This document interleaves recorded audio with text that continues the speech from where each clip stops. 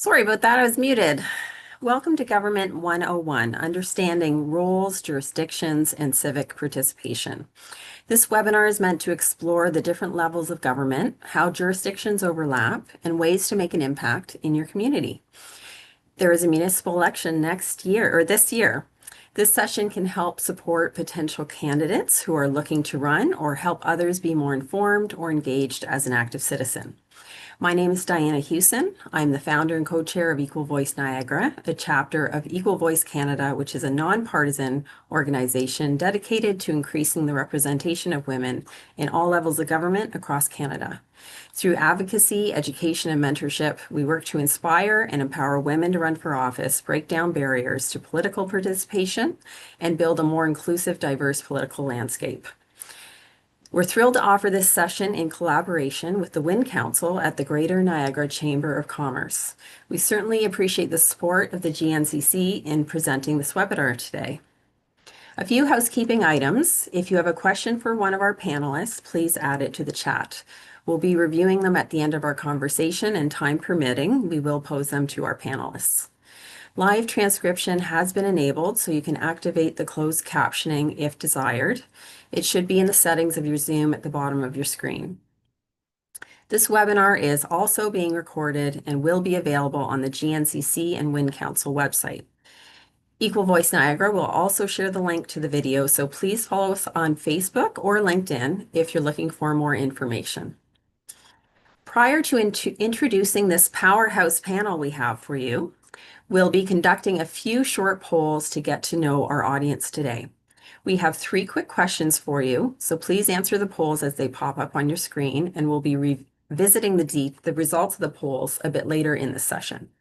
So our first poll is, what inspired you today? Our second question is, do you plan to run for municipal office in the next election?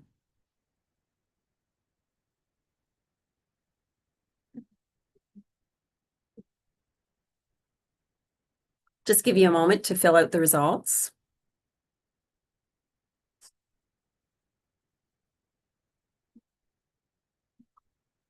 And our third question was, what aspect of municipal government do you feel least confident about?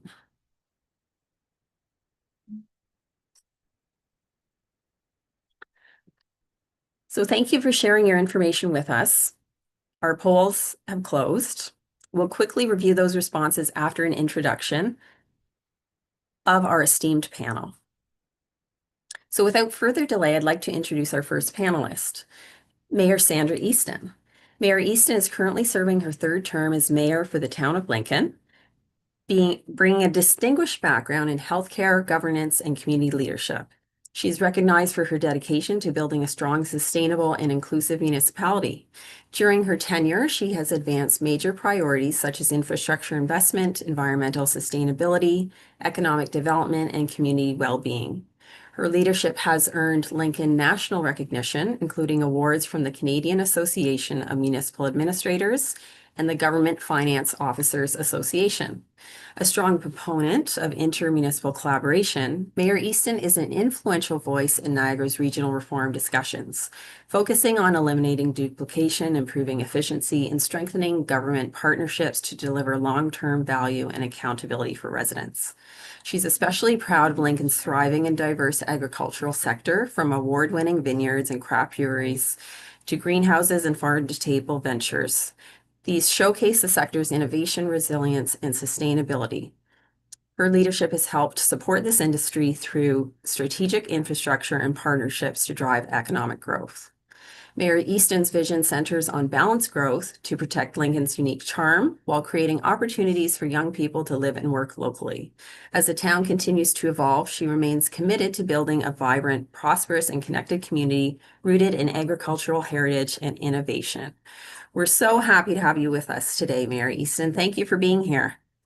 Thank you very much, Diana. And I'm very happy to have been included with Mayor Joanne. All of you who have joined us today, thank you so much. Thank you for your interest, even if your interest just is piqued by today and you can't go any further. We understand, but to have you with us is so important. It is a beginning and an important Thank you. So without further ado, our second panelist, Joanne Vanderheyden, is also an accomplished municipal leader. Joanne has dedicated more than 30 years to community service, earning a reputation as a trailblazer in municipal leadership. She's made history as the first woman to serve as warden of Middlesex County and remains the only person ever elected by her colleagues to hold the position 4 times. She also broke new ground as the first woman mayor of Strathroy-Caradoc, paving the way for greater representation in local government. Throughout her career, Joanne has contributed to countless committees and boards, bringing her passion for good governance, collaboration, and community well-being to every role she undertakes. She has served as past president of the Ontario Good Roads Association, or OGRA, the Federation of Canadian Municipalities, also known as FCM, and the Middlesex London Health Unit, reflecting her broad leadership across municipal, provincial, and national arenas. Her contributions have been recognized through numerous honors, including an honorary life membership with OGRA, FCM's Roll of Honor, and being named one of Municipal World's Women of Influence in Local Government in 2022. Amongst her proudest achievement is the opportunity to mentor young women at Western University, inspiring future leaders and championing the importance of women's voices in civic life. Welcome, Joanne, and thank you for being here. Thank you so much for the invitation, and I look forward to the conversation. And Mayor Sandra Easton, we've met before, and it's really good to see you too. I hope that some of the nuggets that we try to share with you will resonate with the audience, and I hope that you feel free to reach out to us if you have any other questions. So before we dive into our conversation, I'm just going to take a few minutes to review the results of those polls. This gives our panelists an opportunity to potentially build this feedback into the conversation. Can you bring the polls up, please? So most of our attendees are looking to be more engaged in the community. A few of them are interested in running for mayor, but mostly councillor, and a chunk of them are here just to learn, which is also great. In terms of what aspect they're looking for to feel more confidence about, it's the roles and responsibilities of elected council members, how different levels of provincial and federal governments interact, and just getting involved without being elected. So we do have some audience members who are interested in running, but some who are here just to be more involved in their community and potentially get involved without running. So thank you for sharing that feedback. And without further delay, let's jump into our panel conversation. So the first topic we were going to undertake is understanding municipal government. And my first question is for Mayor Easton. Can you please tell us what are the key responsibilities of municipal council compared to their provincial or federal governments, and where do these roles intersect? This is a lengthy answer because it includes a lot of very interesting elements. Municipalities are unique forms of a legal entity that is not a business. We may operate by business like a business, but we are not a business. It's created through the Municipal Act. Or in the case of regional government, where I live in Niagara, it would be directed through the Niagara Act of 1970, where we have 2 tiers of municipal corporations. The powers that are exercised by council come through bylaw, and they are considered a legislative act. The powers are initiated through common law, and we have the capacity, the rights, the powers, and the privileges of a natural person for the purpose of exercising our authority under the 2001 Municipal Act.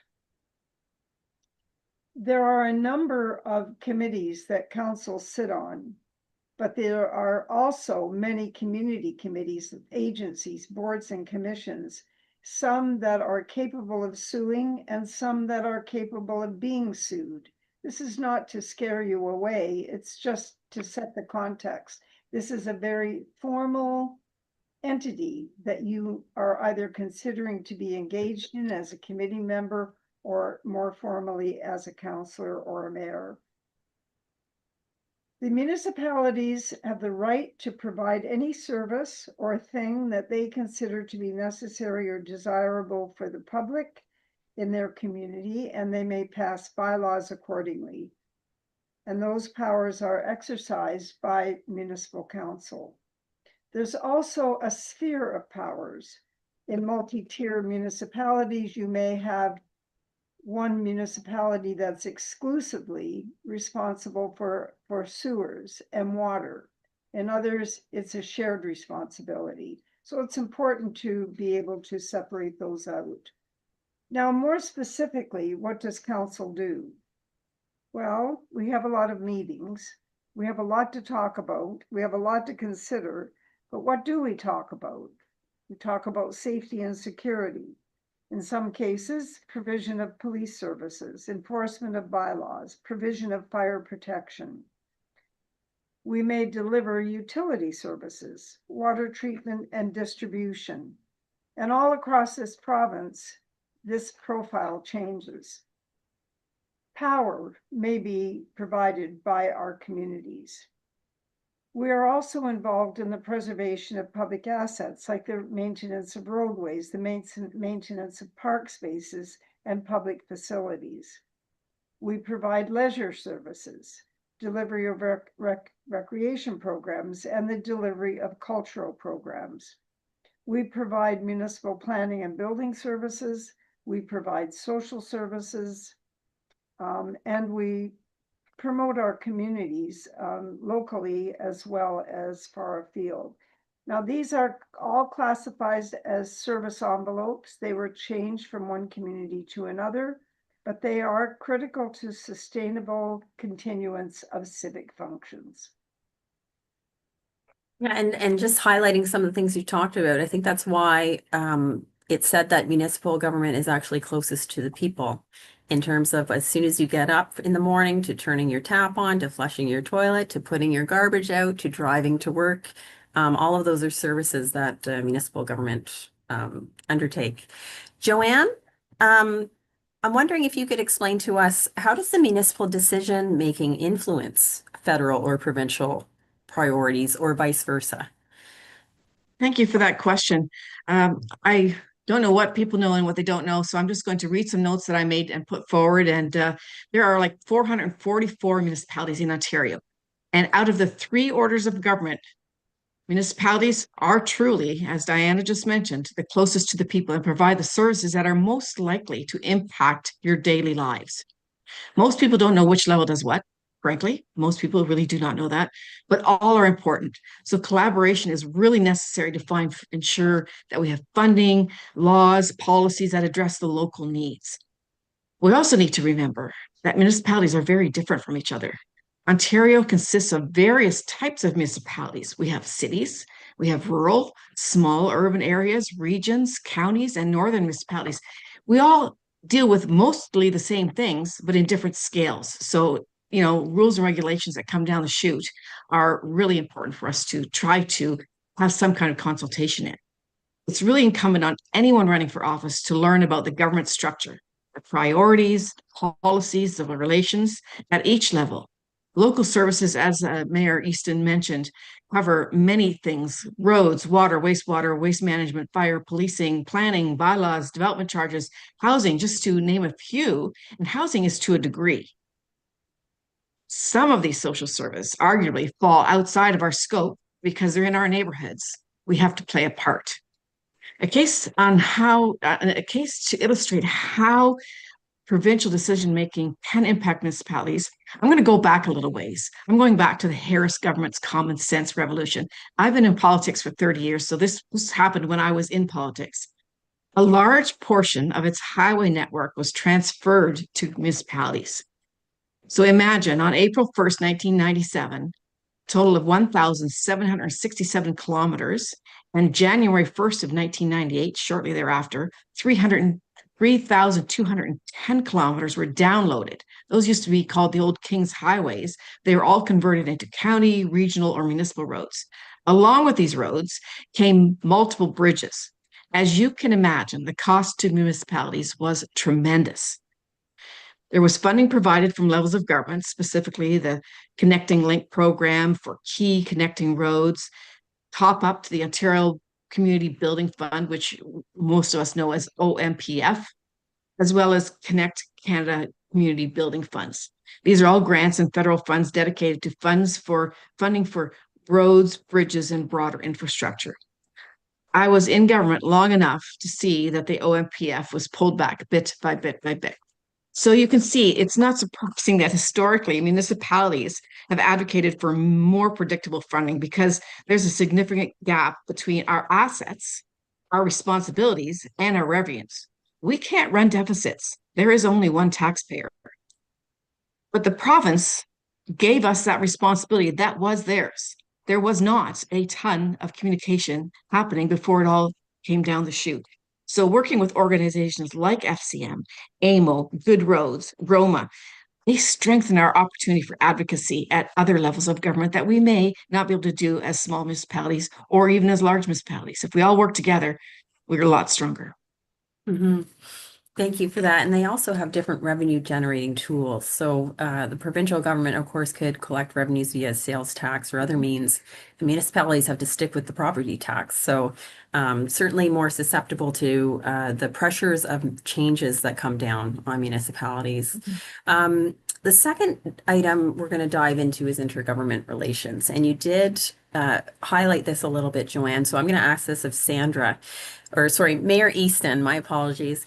Can you please explain to us the roles that organizations like AMO and FCM play in advocating for municipalities, how local leaders can leverage these associations effectively, and perhaps we can start with who these associations are, because a lot of people might not be familiar with what AMO or FCM does as an organization.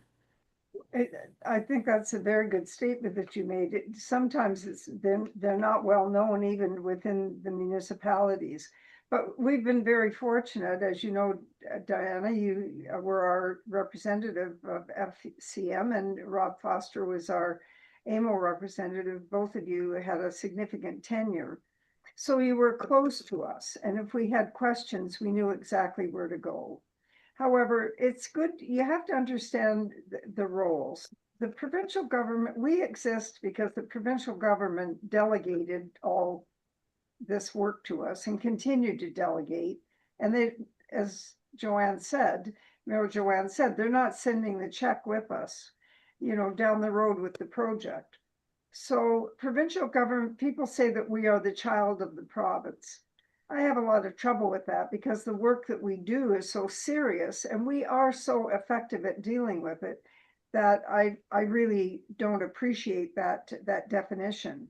But they recognize that we are responsible and that we have the ability to be accountable with respect to matters that are within our jurisdiction. We are closest to the people. We can easily find out what's going on and what people think about it. However, recently, when I first became mayor, you were lucky to hear from the Ministry of Municipal Affairs and Housing twice a year. But I can tell you that we hear from them sometimes twice a week. And they have a lot of information to give us because there's tremendous pressures coming to the province to change the way things are done at the municipal level. And these pressures are coming in large part from developers. So how do you get information when new legislation comes your way? How do you get that information on how your community is responding through to AMO in particular? And it happens because AMO forms committees. I happen to sit on a committee that deals with energy and also planning matters. So whenever they have these meetings on a regular basis and we have a forum just like we're having today, it's very well organized and structured so that we can maximize our time. But it gives us an opportunity to firsthand give the impressions that our public have on these changes in legislation. Bill 60 is a big deal. Bill 5 is a big deal. These pieces of legislation appear on the surface to be taking significant powers away from the people. That's a subject for another day. There's a lot of reasons why these things are happening. My point is that AMO is the mechanism that we use to get information to the government. Now, FCM is a little bit different. I knew what was going on because I could go to Councillor Hewson at the time. But that mechanism was handy to us because if there was a major issue, for example, the whole issue around declaring an emergency around mental health or homelessness or anything else that is happening in our communities, but those two are very important.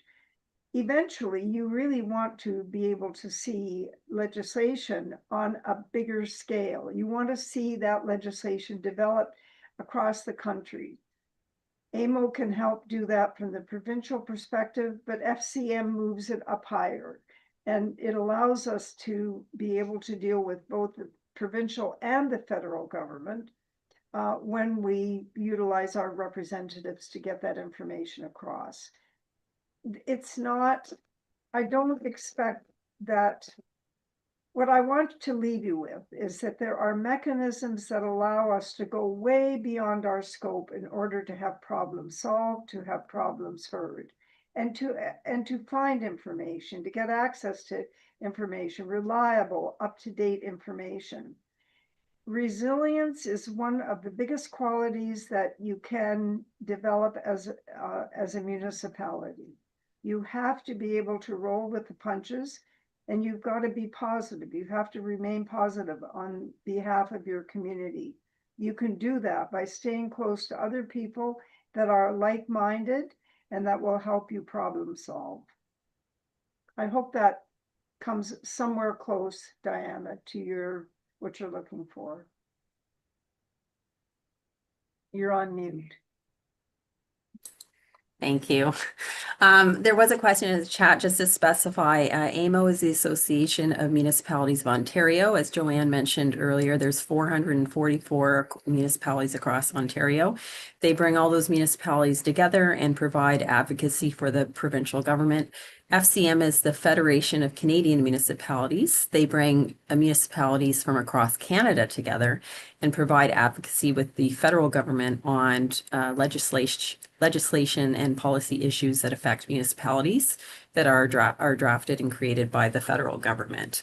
So, Joanne, could you perhaps speak to how these organizations have been successful in terms of influencing policy at the provincial or federal level? Are there any examples you can point to where these organizations have really made a difference in terms of impact for municipalities? Absolutely. And thank you, Mayor Easton, for that explanation. When we go to these organizations, whether it's Association of Municipalities of Ontario, whether it's Federation of Canadian Municipalities, whether it's Rural Ontario Municipalities or Good Roads, all of them work together and they don't have political affiliations. We go there to talk to each side of the chamber. So we talk to every minister we can, we talk to every member of parliament with our issues.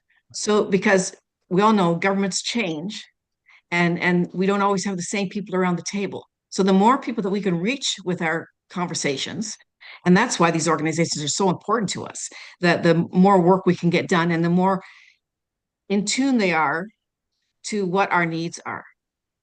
So you asked me about an actual thing that we did change. I want to go back to climate change, which is on everybody's mind, and it's around us. I mean, it's happening everywhere, whether we want to acknowledge it or not, it's there. It has an effect on each of us.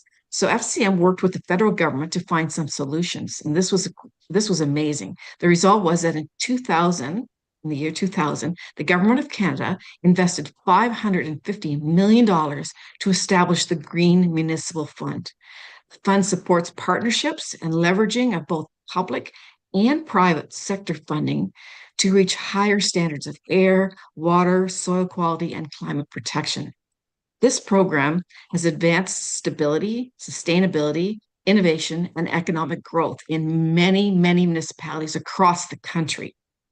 Every municipality can apply for these different things, different parts of that fund, and the money slides right through FCM and goes right to the municipalities, which is amazing. Rebecca Bly, who is the former Federation of Canadian Municipalities president, says every investment strengthens local governments, the front lines of climate action, and the foundation of our country. These projects are more than infrastructure investments. These investments are in people, prosperity, and our shared future. So when municipalities can access funds like this through organizations like FCM or AMO, it really benefits all of us. So that's a real solid example of one of the many things that these organizations have done across the country. That's great. Thank you, Joanne. So I'm going to pivot to, I think, a question or a topic that some of our audience is interested in. That's the topic of running for office. We know there's a municipal election this year. There's a lot of attention, I think, brought around some of the negative aspects of politics. But these are pretty fantastic jobs, and I think that there's a lot of benefit in terms of taking on these positions. Joanne, I'm looking for your advice. Why should somebody be interested in running, and what is particularly rewarding about the role? I don't have a halo. I have really tall windows. I'm sorry. I'm really shiny at the top right now. Lucky thing I have hair. Um, just a little joke there. Why would someone be interested in running? This is a great question. There are a number of reasons why someone would want to run. One, they have a particular issue in their community that they want to take care of and they don't think is being taken care of. They want to give back, help others, make a difference in their community. Valid.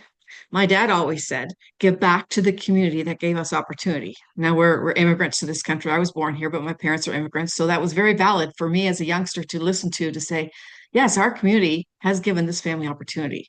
My dad and my grandpa started a bakery. It's still running 75 years later.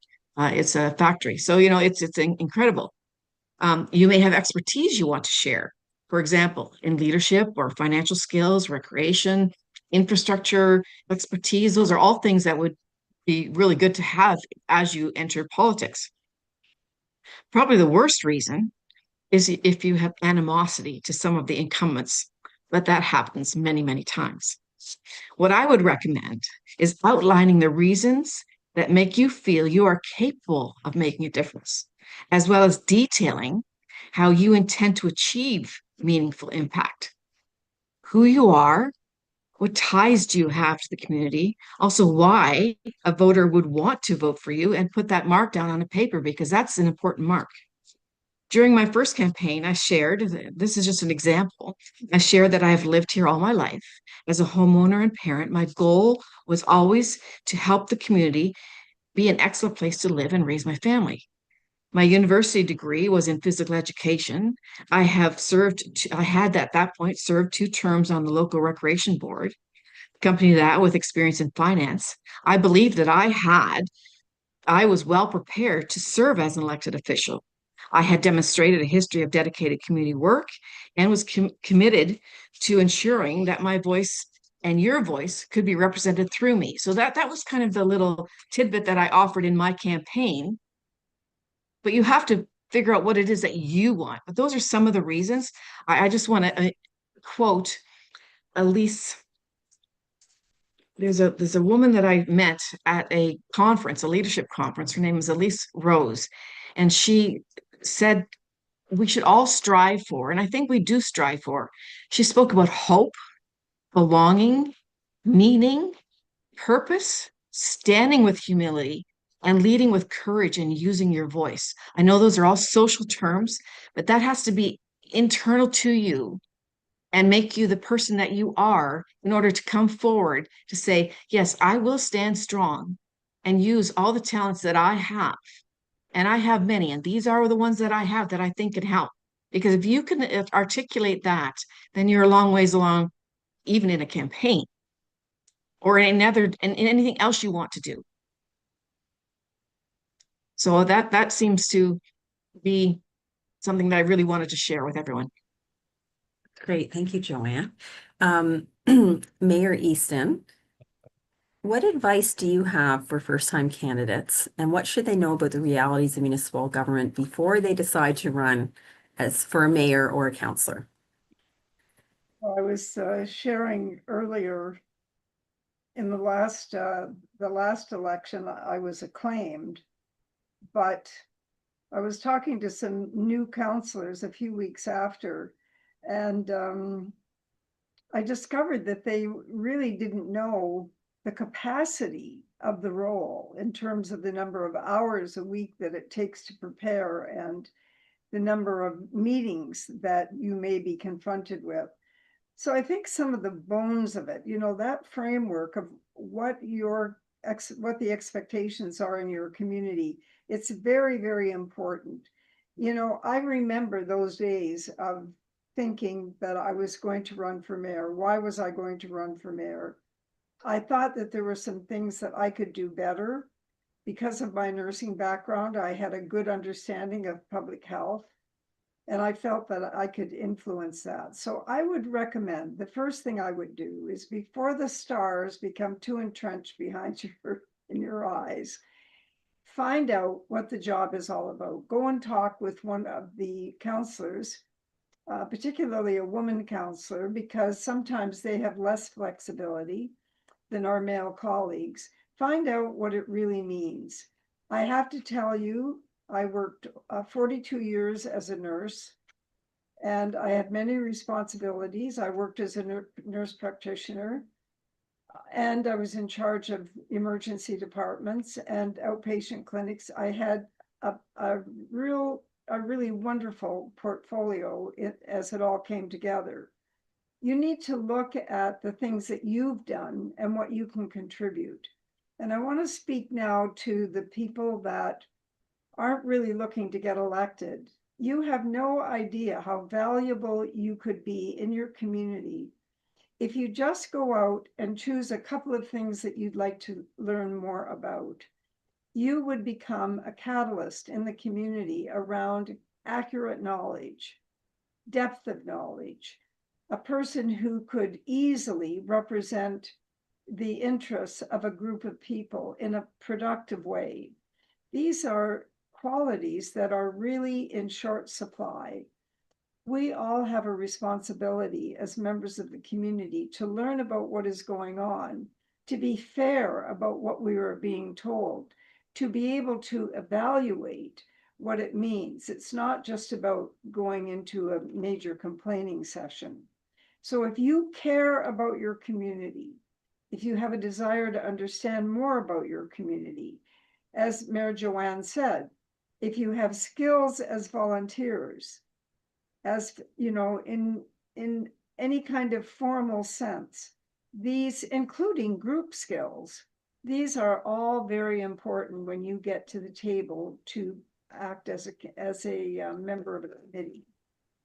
However, you need to be prepared to commit somewhere between 20 and 40 hours a week to reading and going to meetings. If you think that you might run for regional council, if you're in one of those areas, it's going to be up in that 40-hour part. You can't avoid it because you have to read everything about the committees that you sit on and what's being discussed in all the other committees, plus the outside committees like the police board and the housing forums. So I would say that at the very least, and not to scare the daylights out of you, it is a big commitment. But I think that you're here because you're serious people and you see the value in involving yourselves. You have a lot of lived experience. Why not share it with others? So let me start with that. And then you need to have an understanding, a realistic understanding of what the role of a counselor and the role of a mayor is. You are not going in to get to the bottom of things. If that's your purpose, then I would suggest that you find another way to influence change. In 2014, when I first became mayor, I knew I had worked on my Master's of Public Administration. I knew that we were in an era of policy governance. Policy governance is where the council sets the priorities. They have an excellent administrator and an excellent executive staff, and they carry out what you consider the direction to be. Where do you get the direction? Well, first you get it at the door.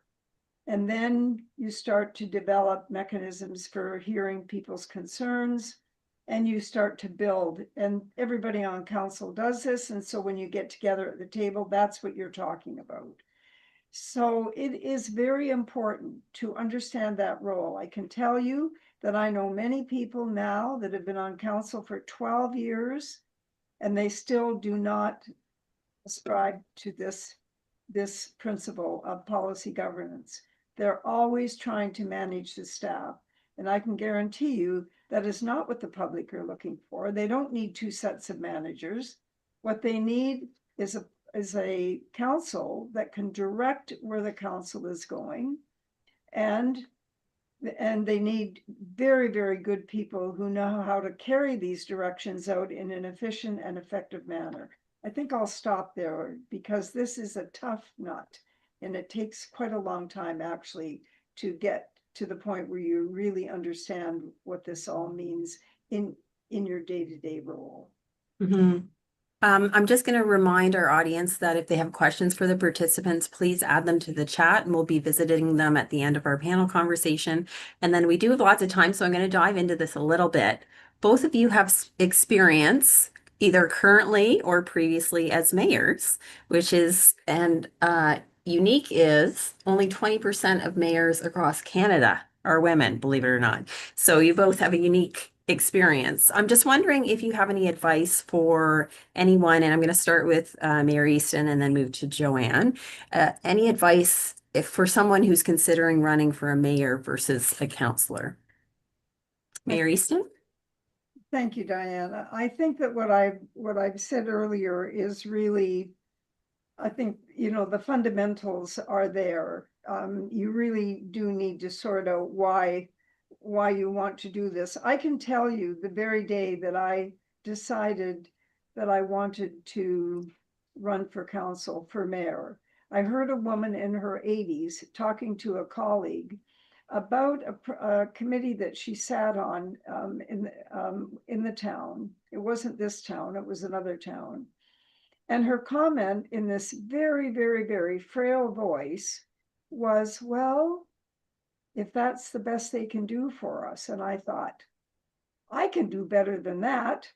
And I think that we should all feel that we can do better than that. So there's that element to it. There's an element around social media that you're going to have to come to terms with, because I consider social media, other than a good place to chat with your neighbors and to help people out, to be a non-functioning element of what we're doing as municipal leaders. Because the municipality is responsible, in my mind, to ensuring that information is available, accurate, timely information.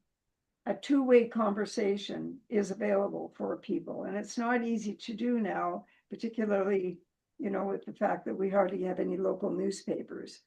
But I think that's something that you're going to have to come to terms with, because it may make you very popular, but once you say something, if you've somehow breached your ethics or your own standards around integrity, it's not going to be easy to take that back. So I think there's an element of that you need to take into account. Once you are elected, you are open to the public, and it doesn't make it, you can't take the hat off. I'm going out tonight, I'm taking off my mayor's hat. Sorry. In short order, they'll be referring to you as Mayor Hewson, and you'll be, people know who you are and they watch everything that you do. These are little side notes, they're important. Some people never understand. They never get to the point where they understand or accept that once they are elected, they are in the public eye, and that's it. That is a decision that you've made to join that public realm. Expect to be stopped at the grocery store. Absolutely. Yes. Yeah. Of course, at the grocery store, 100%. Joanne, you must have And many. don't think you're going to get away with it at church either. It doesn't matter where you are. Thank you. I agree with everything that Mayor Sandra just said, and I wrote a few jot notes down, but so I'm not going to touch social media so much. But I could tell you that I have an identical twin sister, and she changed her clothes before she went to the grocery store, so she wouldn't reflect badly on me because people always were stopping her thinking she was me. So it goes a little further in my family. We would say stay strong. You know, you have to listen always. Stay strong in who you are. Um, I am a proponent of collaboration. I believe that every councillor, or a deputy mayor, they all deserve to be heard and have an opportunity to speak. What I did with my council when I became mayor was I even changed the way we set everything up, and I gave them each a committee that they had to actually report to at council, so they got some airtime as well. So it's everybody got a job, and that gave everybody opportunity to be part of the action. Um, I am not a proponent of the new strong mayor's powers. I believe that sets up some people for failure, and it becomes an ego thing. I really don't. That's my opinion. I really don't agree with that at all. Social media, yes, COVID was horrible. People were angry about everything, and it was really, it eroded a lot of my council wanting to be councillors again. So that really set people back. There's one thing that I always tell people. I've mentored a lot of young women, and these are three words that I was going to say at the end, but I'm going to say them now because Diana, you asked that question. Calm, confident, and credible. Always stay calm. If you stay calm, everybody around you stays calm. I had a lot of emergencies in my community, from the first terrorist shot in Canada, train dropped, Snowmageddon, like months after I became mayor. The press was all over everything. If you stay calm, everyone stays calm. Confident. Be confident in who you are and what you bring to the table. Come to the table, use your voice. Make sure that you walk into the room with confidence. You don't need to be arrogant. You need to be confident. And there's a big difference between the two. And in order to achieve the first two, be credible. Always, always do your homework. As the mayor said, you can read all day long. You can learn all day long. There is so much to learn. When you get on council, it's like drinking from a fire hose. It is so much information. And then when you're on committees, that's even more reading. So it is like calm, confident, credible. Absolutely. And that makes a circle, and they keep feeding on each other. And I think that makes you stronger as a person. And I can tell you, one of my mentees at Western, when she got her first job, she called me up, Joanne. She says, I got the job and I did everything you said. And I did all my research and I got the money I wanted. I got the job I wanted. And I went, yes, because we need to support each other. Women don't support each other very well sometimes, and we really need to be stronger at that. So that's my little bit of advice.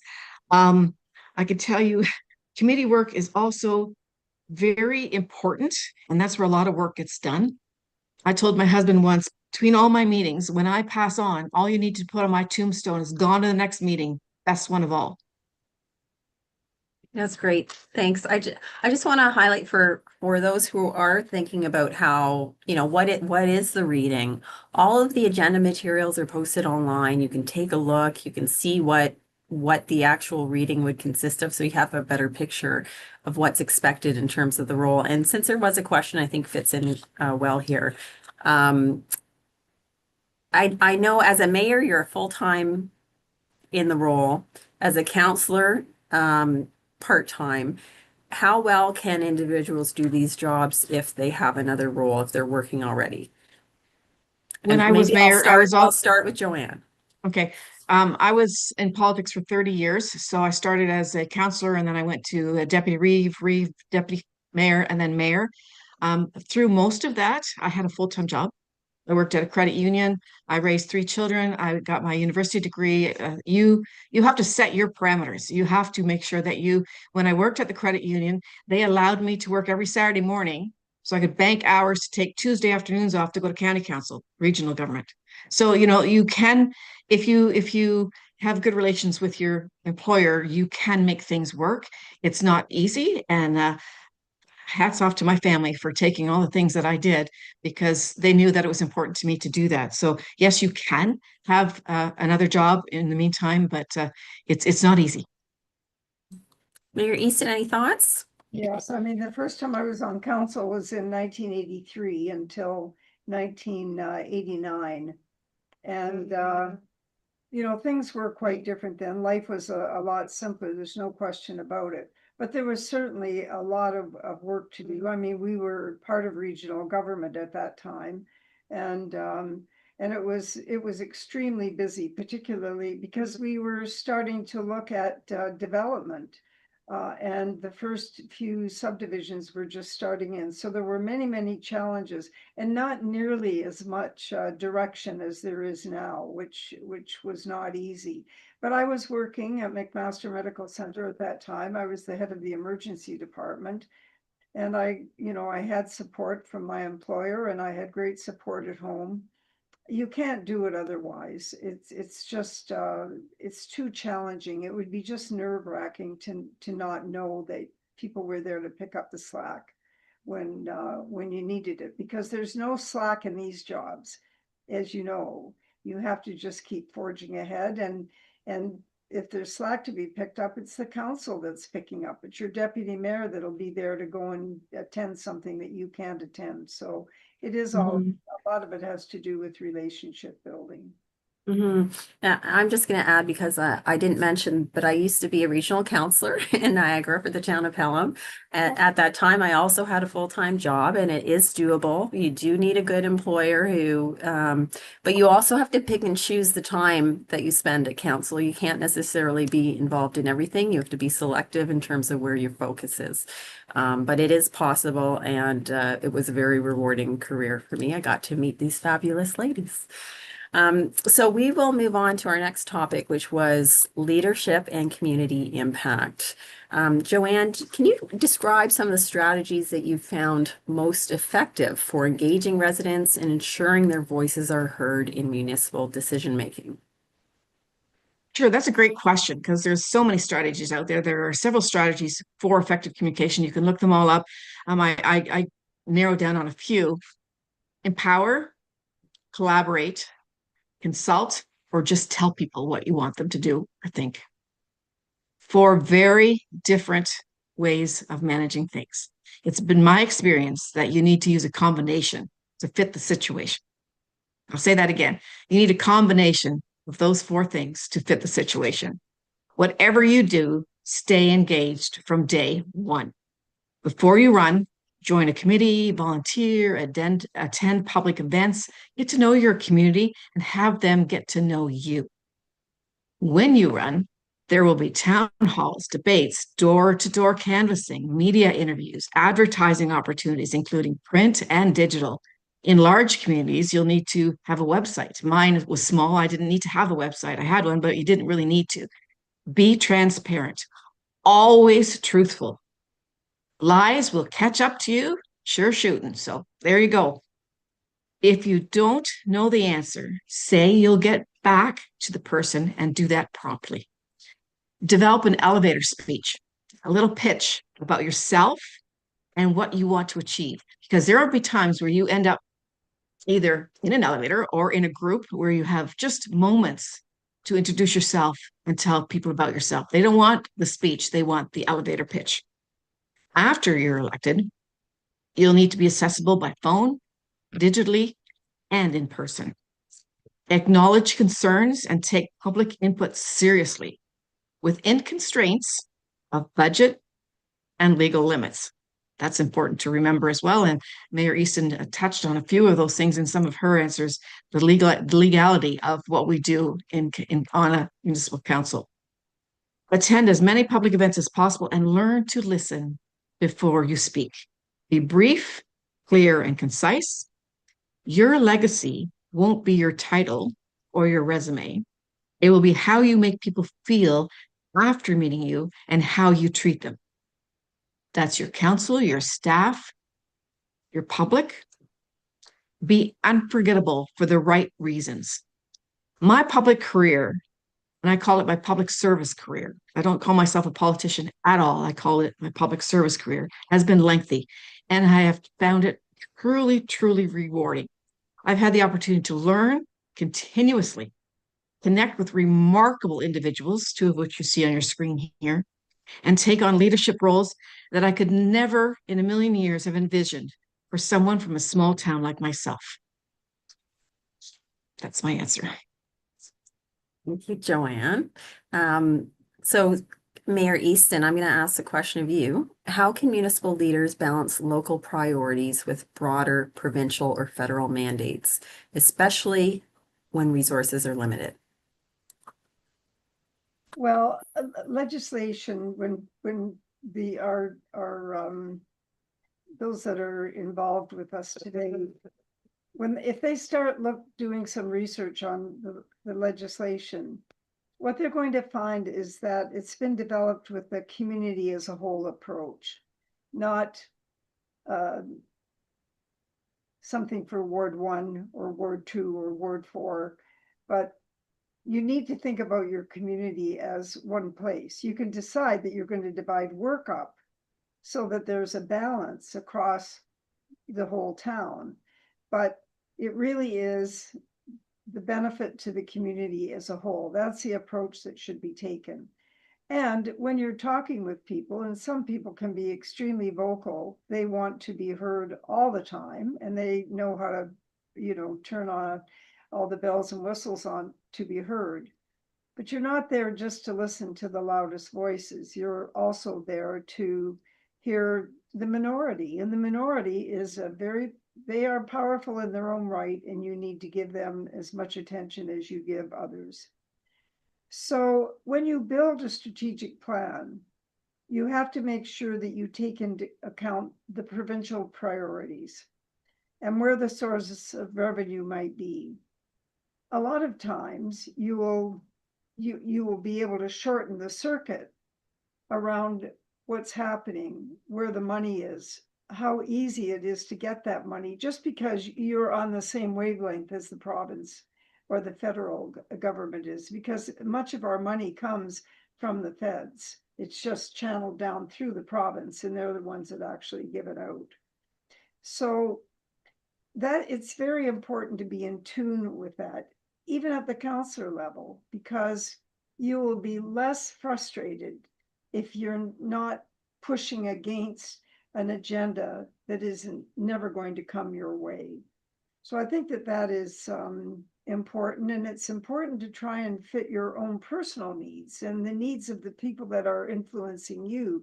Try and fit that in with what other people have to say. When you're talking with your colleagues, if you find where your common ground is, oh my goodness, life becomes much, much easier when you've got at least one other counselor behind you.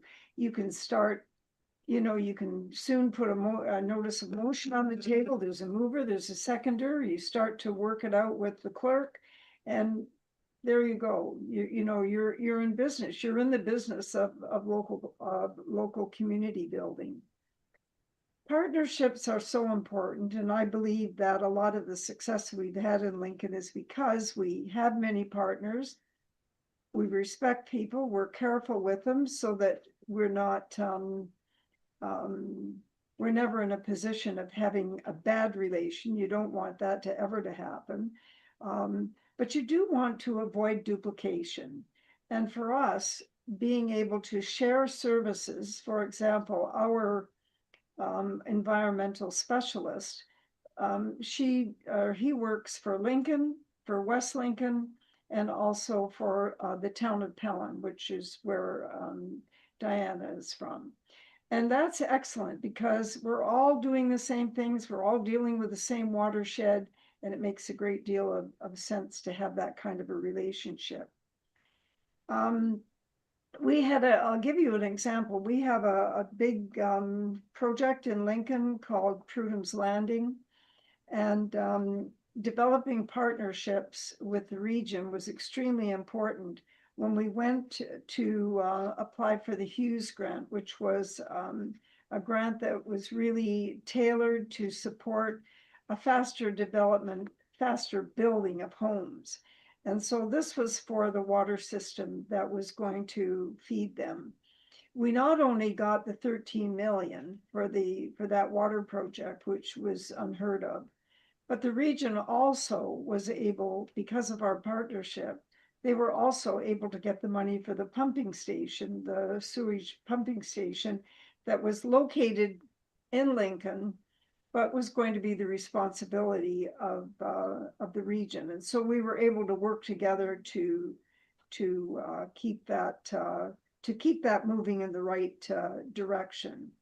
But those are small examples. And when you're in this business, which I consider to be the biggest privilege of my life, it is a real pleasure when you can develop those relationships and they become, I think, quite long-standing, even with people that aren't involved in the future. You know, maybe people will only stay in a few years, but they become that lifelong link that you have to get other things done in your community. And this is where I think those of you who are here because you're a bit curious, but you also have some drive that is leading you to come forward and to take part in some of the learning more and then finding a place where you can actually make a difference. One word that I would use that I think is so very important is resilience. If you are naturally a resilient person, you have a positive outlook, you are always looking for the different ways to get things done. You're not a person that just arbitrarily says no. It becomes yes with the following conditions or the following circumstances. Maybe people want something and they can leave. It might look a little bit different by the time the staff have gone through all the rules and regulations with them, but they can leave. You can satisfy people's needs and they can feel well supported because you, as their representative, have created an access so that they can come in and talk to all the right people and use their own time quite effectively. So again, know your role, understand that we are in a policy governance environment, and always be honest. I was quite horrified to hear someone say to me, I just tell people what they want to hear. And I thought, oh my goodness, I wonder what happens further down the road. I wouldn't do that. You have to be very honest with people. And the best way, as Mayor Joanne says, you don't always have to have the answer immediately. And you can go away and find out what the answer is, or you can certainly refer them to the experts within the town. Then you're going to get the most up-to-date information. Of course, it will be accurate and timely.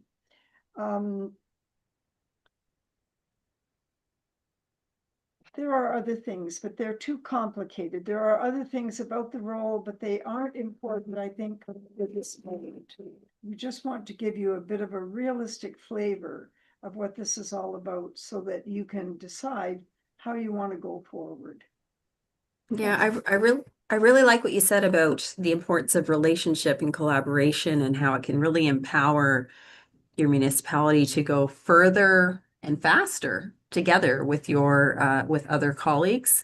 And the idea of not having, it's okay not to have all the answers, and sometimes you need to lean on the municipal staff who really are the ones with the boots on the ground doing the work and getting them involved in terms of responding to inquiries. I think that's great advice. We do have a couple minutes free to address some of the questions of the audience. We've had a couple questions come in. I'm just going to throw a couple at you. Joanne, the first one I'm going to toss your way. There's a question around how does one get involved in the municipality or the community without being elected? What are the opportunities available to kind of get your feet wet a little bit? Well, the first thing that pops into my mind is service clubs. Service clubs are out and about doing all kinds of incredible work for your communities. They're always looking for help. Pick the one that really resonates with you and then volunteer. There's also opportunities with things like the Salvation Army, hockey. I mean, if you're a hockey mom, you know all about what I'm saying here. dance clubs. There's so many different events that happen in your community. Become a part of one of those, and you can then get to know other people. They get to know you. Every election, after the election, there's usually a notification on the website of the municipality asking for committee members. And Mayor Sandra has touched on this as well. Put your name forward for one of the committees. Boy, you learn a lot on those, and then you can have some background. Remember, your clerk, if you're going to run, your clerk is your friend. Your clerk can tell you all the deadlines, all the different things that you need to know, and give you the paperwork that you should absolutely read cover to cover to find out what your rights are, what you need to do legally, and how to move forward. That's something that neither one of us really mentioned, but I think really should be strongly iterated. Yeah, so there's all kinds of ways you can become involved. Church groups, soup kitchens, sports. Yeah, lots. Thanks, Joanne. Mayor Easton, maybe you could highlight some of the committees that do open up after the election and have a call out for public members of the public. Well, the Heritage Committee comes to mind for sure. And that's a great one because, it's especially now when we're attempting to identify a heritage district in our business district. So that's a very interesting one. Transportation Committee is quite interesting. And it also dovetails with some of the work that's being done at the region. And it also allows people to have a voice around things like transit. We're just, really starting to get into that in some of the smaller communities. And there are people who really don't believe that the investment is worthwhile. But last year we had a number of roundtables with businesses. And what was the first thing they talked about? The importance of people getting to work. If I'm recruiting people, they also have to be able to get to work. And so that's an important committee to be part of. For anybody that's had any planning experience or planning background, the Committee of Adjustment is very interesting. It deals with a lot of the technicalities, and it works pretty independently under the Act, and so that's another one that is interesting.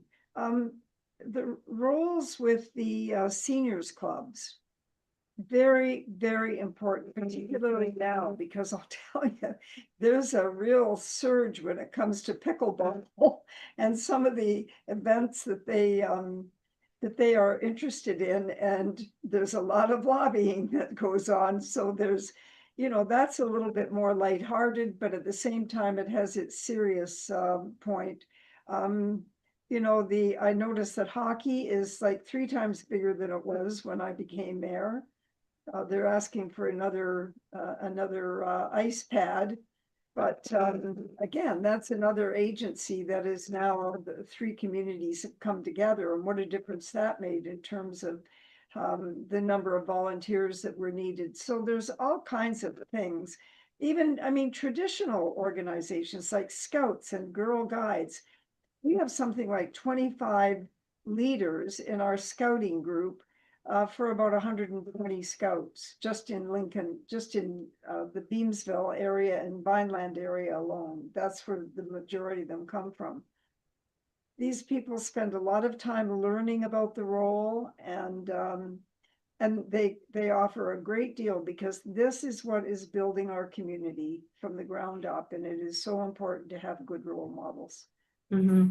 That's great. And they're all spaces where you could be building a network, which could help you be connected and potentially, if you want to become more involved in municipal politics, you'll have a network to then work off of it and potentially put your name forward. So another question that was posed, and this is more of a Niagara specific question, so I might just give this to Mayor Easton, but Joanne, if you want to answer too, you're free to do that. The question is, what's the most common misconception around a service that's actually at the regional level versus the municipal level? What are people misconstruing in terms of what sits at the town versus what's at the region? Is there something that comes up? There's so many things. Planning is one because planning's now been removed from the region and it's at the local level. But, having said that, it's a very new thing. And Yeah. so everybody's sorting that out, and that includes the public. There It- would be public works. And from some of those provincial policy changes that we talked about earlier. Yes, so, that's probably one of the bigger ones, but I mean, I think roads as well. Because you hear all the time about the snowplow that goes down the road and then it has to lift it has to lift the blade because it's come up to Pelham, for example. So we wouldn't dare in the past move into Pelham and clear a swath of road. No, no, no, you'd turn around and away you'd go back into Lincoln. But a lot of these things are changing. But I think it's anything like that, when you have two tiers where there are shared responsibilities, you're going to have that happen. I don't believe it can be avoided. It probably shouldn't be avoided. People learn a lot, I think, when they're interacting with people.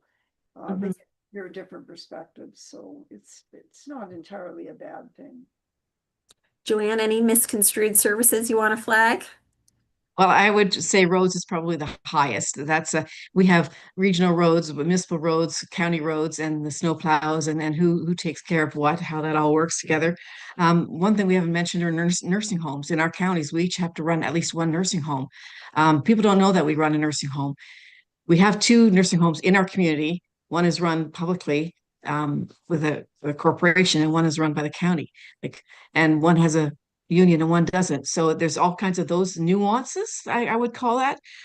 And money. Nobody knows which tax dollar goes where. I mean, Mhm. it's if you're in it, but you don't necessarily know who pays for what and how that comes down the chute. That's a big one as well.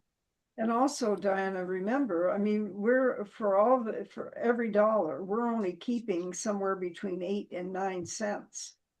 Mhm. A very, very large chunk of that goes to the region. And then there's the education tax as well, which I must admit, it hasn't changed in quite a number of years, but still it is a portion. We collect all of the taxes, but what actually stays in the municipality is really quite a pittance. Another question we got is around communications. Is there a skill set that's more important at the municipal level than perhaps if you were running at the federal or provincial level? What do you think they mean by communication? Um, how, maybe perhaps as an elected official, is there an approach to communications that would be different at the municipal level? I'm going to suggest you're probably much more accessible, and you're probably the one answering the phone because you don't have the support of staff. Whereas if you're elected at the or the provincial or federal level, you often have an office handling the correspondence for you. So what would be the communications demands on an elected municipal official? And I'm going to start with you, Mayor Easton. Well, they are significant. There's no question about it. But I mean, we're a population, getting closer to 30,000 now. Joanne, what is your population? 23,000. 23. So that's We might be closer to 24 now. That's yeah. just Strathroy Cardock. And that's about where we were when I first became mayor. So you will get lots of phone calls.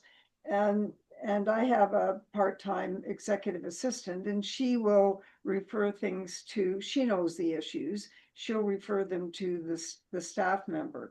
But I will still call people and make that contact with them just to let them know I'm aware of it. If I can't do that, I'll send them a message and let them know that I've received their correspondence and that it's been referred on. But it's very important to be available for people. That is part of this work.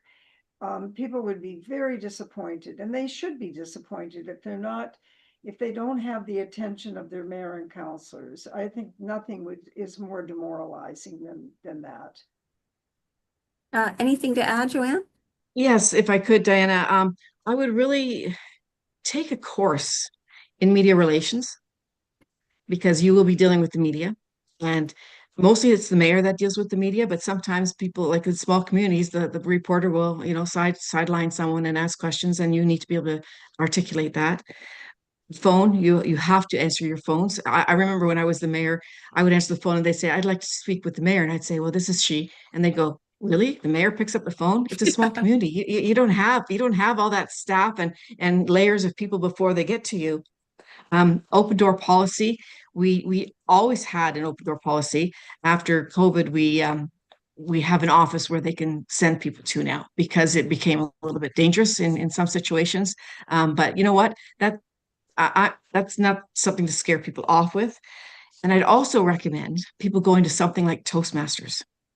We have a Toastmasters in our community, and it is fabulous what you learn and how they can help you bring your confidence forward when you're speaking and not say things just because, oh no, somebody's talking to me, I have to give them an answer. No, calm down, make sure you've got that down pat, and answer the question. Just relax.